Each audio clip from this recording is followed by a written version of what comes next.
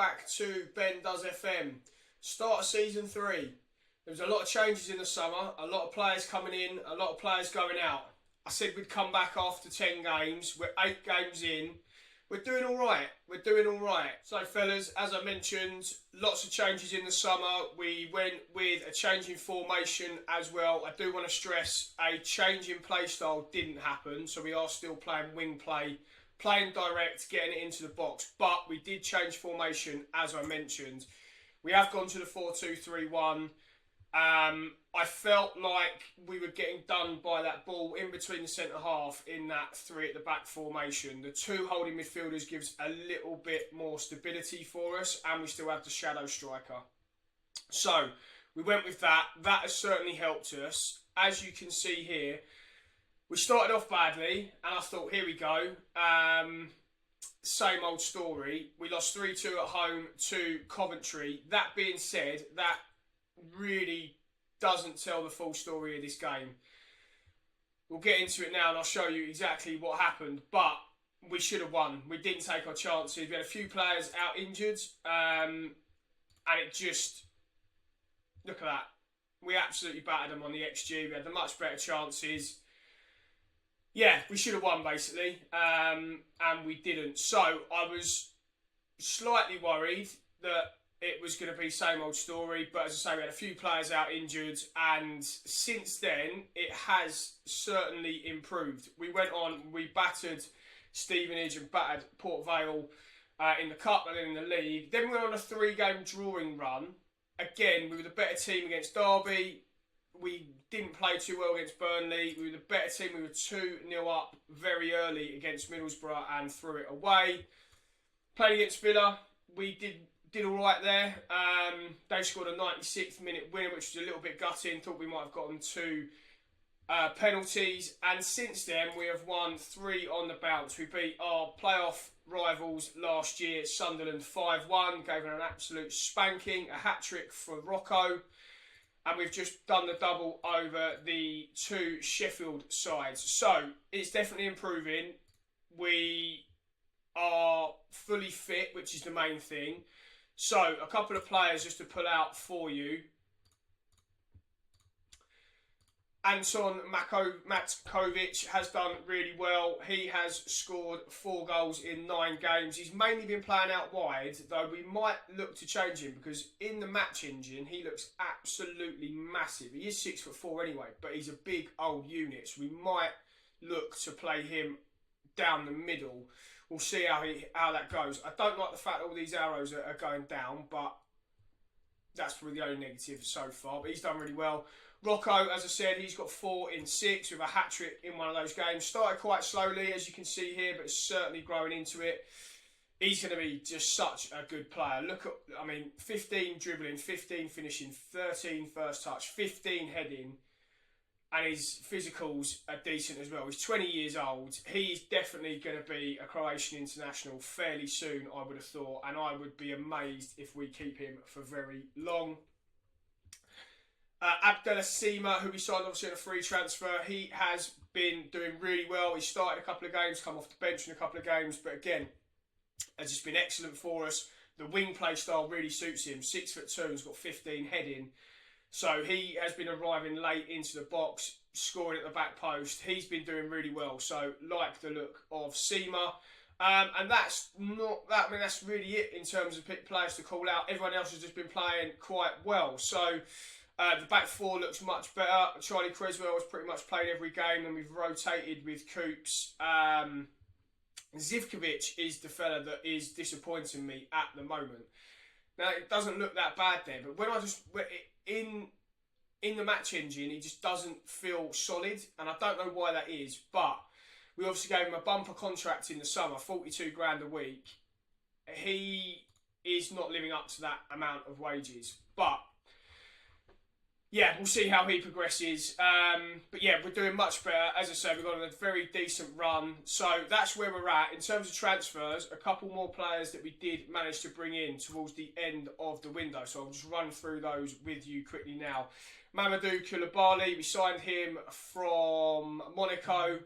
I've already said about the importance of signing European youngsters and certainly youngsters with high potential and high reputation. He was one of those. We signed him for 170k.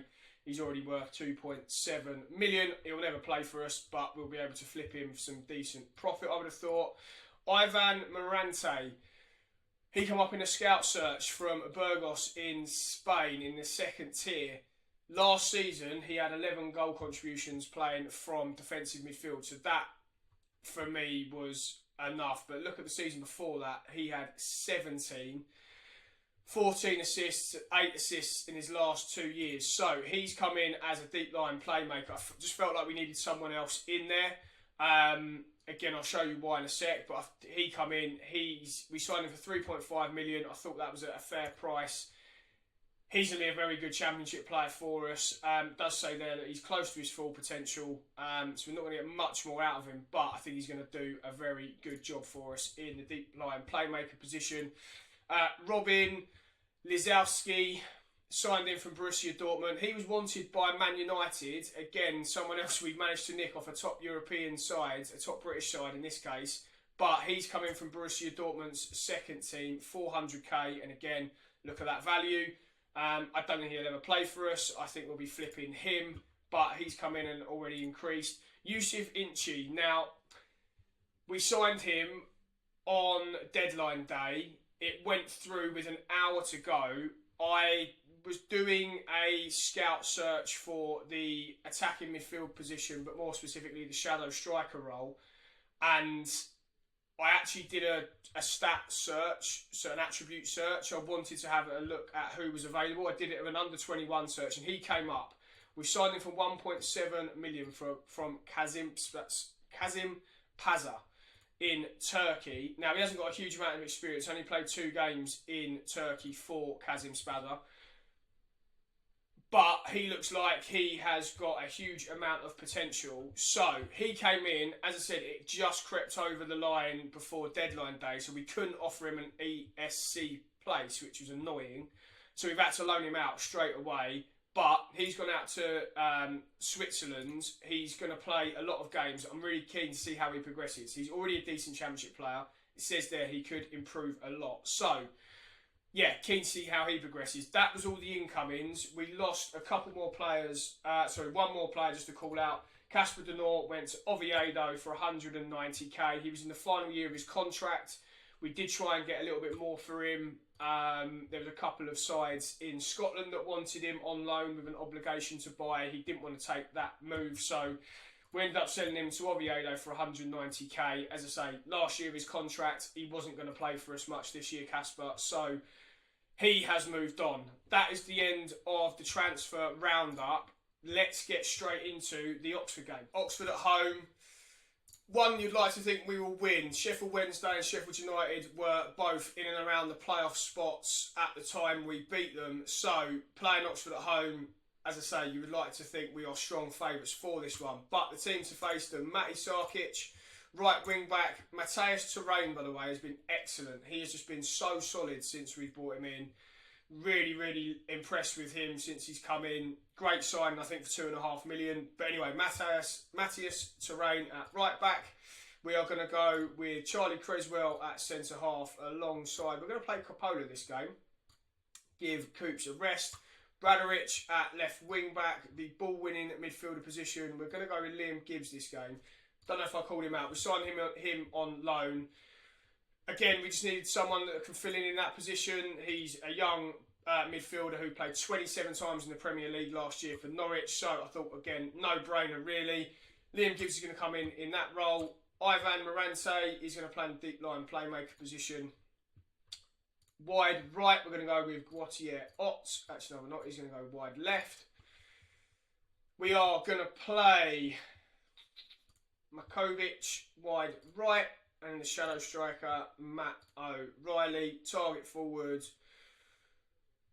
No, we're going to play Rocco up top in the advanced forward role in this one. So that is the side to play Oxford at home.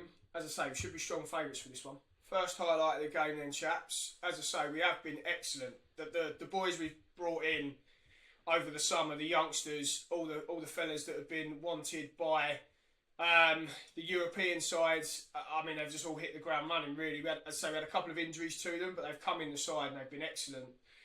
I can't see a way in which we don't get promoted this year.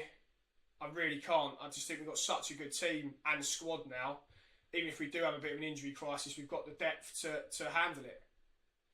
Makovic has got that in the box. Matt O'Reilly, 1-0 Millwall, 4 minutes in. I'm hoping this is a bit of a rout and I can show you how good we have been. As I say, the change in formation has certainly helped. The youngsters we've brought in have just been excellent.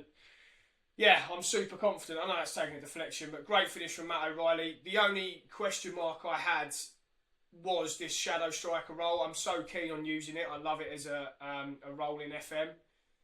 Luke Cundall was so good for us. I just didn't know if we had a natural replacement. I've just put Matt O'Reilly in there. I actually wanted to play him in the deep line playmaker position, but we couldn't find a shadow striker that was good enough. So Matt O'Reilly's gone up there, and obviously we brought Morante in. But anyway, 1-0 to the Lions, 25 minutes gone. See if we can get a second before half-time. I just don't see how Oxford get anything from this game. We're just so much better than them. We battered them a couple of times last year, and we're just a million times a better team than we were then. Matt O'Reilly stuck a header over the bar. Probably quite disappointed with that one. Throwing to the Lions. We're knocking it around really well. Look at Coppola just driving forward from centre half. What a goal that would have been. Thinking he's Franz Beckenbauer marauding forward. 55 minutes gone. It's been all of us. The match momentum hasn't got a single yellow bar on the graph, so we have done really well. I'm saying this now, it's just the usual thing I say, isn't it? But again, we've picked that up really well. Great football there from the front four. Makovic has done excellent. I don't know why he's had a shot. If he gets across to the back post there, Grottier would have just had an empty net to knock it in. But exciting football from the Lions. I'd like us to get a second goal here. Short corner, see what we can do from this. Creswell at the back post, we've knocked it down. And how Rocco hasn't scored there, I do not know. I don't know why he's tried to head that. They haven't had a single highlight, but I would really like us to get this second just because I know, typical Millwall style, I know what's going to happen. Any chance for us hitting the target as well? We've had loads of chances. 13 shots, 3 on target. Right, Seamer's picked up the second ball. Bit of head tennis going on, but Seamer has picked it up. He's done so well there. Morante's laid it off to Gibbs. 2-0, what a strike that is. And Morante has played a great little ball inside to Liam Gibbs and an excellent strike from the edge of the box. We have been excellent in this game. We've just really struggled to hit the target. But what a strike, what a finish. Coming absolutely no chance in the Oxford net. And it's 2-0, game over, considering Oxford haven't had a single highlight. Right, just as I say that, of course, Oxford now go and hit the bar. 4 on the bounce then for the Lions. Let's see if we can make it 5 away to Swansea. Let's do the team selection very quickly. We're going to make a few changes in this game. Get some of the squad players to play. Zivkovic is going to play. Coops is going to come back in. So we're going to keep Badaric at left wing back. Billy Mitchell's going to come back in. Keep Morente in there, he's done well. Maksimovic, he's going to play wide right. We're actually going to play Biskov in this game as shadow striker. Seamer's going to start, and we are going to start with Josh Coburn up top. So slight rotation in that front four, but we should have more than enough. Biskov, I mean, I'm playing him in that shadow striker role again. He was someone that I've looked at to come in, and he was going to play as a winger for us, but we needed someone in that shadow striker role. So he is going to, I'm starting to train him in there basically. So see how he gets on. He's done all right when he has played, but that's the side that we're going to play against Swansea away. Right, first highlight for the Lions. Maksimovic has got that in the box, and that is exactly what I was talking about with Simmer. He's so good in the air. Because we're playing wing play, we're playing him wide, he just gets in at the back post, and he's done this so many times. It's a great ball from Maksimovic, and it's a great header at the back post from Simmer. He's beat 2 Swansea defenders there, 1-0, and as I said, that is the prime example. There's Zivkovic, that's exactly what I say. He always seems to have a mistake in him. But anyway, going back to the goal, forget what Zivkovic has just done. Yeah, Simmer does that. He's been doing it all season so far. Corner to the Lions. Turan's going to whip it in.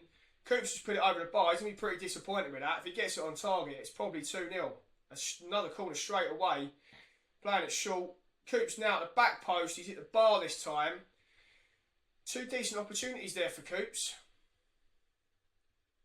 Corner for Swansea now down the other end. And they've scored from theirs. That's the difference. We've had 2 with Coops, who hasn't hit the target with either of his. They have hit the target with theirs from the corner, and they have now equalised.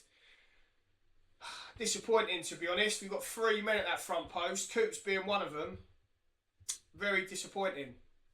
Anyway, another corner to Millwall here. Let's see what we can do. We're going to go short with this one, definitely. Maksimovic, Coops again. This time he does hit the target, and we go 2-1 up. How many chances has Coops had? Well, 3 is the answer, but third time lucky. That's all he needs to do from there. Get it on target, and he's going to score. Maksimovic with his 2nd assist of the game. Coops has done really well there. 2-1 Millwall. We've just been excellent again in this game so far, but it'd be nice for us to take our chances. We should be at least a couple in front, because this is the reason why. Anyway, we've nicked it back. Simmer, Biscoff's going to now drive at them. He's got into the box. What a goal that is from Valdemar Biscoff. What a finish. As I said, this shadow striker role and him playing in there, he's got such good physicals that in this position he can just drive and drive. They haven't got anywhere near him, the Swansea defence. And what a strike with his left foot. No chance for Fisher. 3-1, and it probably looks like it's going to be 5 on the bounce. Going to wonder why you haven't seen a single highlight in the second half. That's because there wasn't one. Comfortable 3-1 win in the end. All the goals and all the damage done in the first half. Just have a quick look at the league table. We're now 2 points behind Leicester, a point behind Cardiff. We've been on a flying run of form. That is 5 wins on the bounce for us. All of the young lads are doing really well. Only player I want to highlight again is Zivkovic. I said I just haven't been delighted with how he's been playing. A 6.5 in a 3-1 win. Yeah, he's going to get unhappy and get unhappy quick because he's not going to be playing. Creswell's just going to be coming straight back in. I wanted to make some changes in this game, but he's the one I think is going to be falling by the wayside next. Yeah, he needs to improve and improve quickly. Anyway, end of this episode. As ever, if you haven't done so already, please give the channel a subscribe. Please give a thumbs up on the video. Stick a comment down below. Who do you think is going to be our young player of the season? Because that is going to be really interesting. We've got the likes of Maksimovic, Biscoff. We've got Makovic, who didn't play today. We've got Rocco. There's going to be a whole host of them putting their name in the hat for the young player of the season. Let me know who you think it will be, and we will see you on the next episode.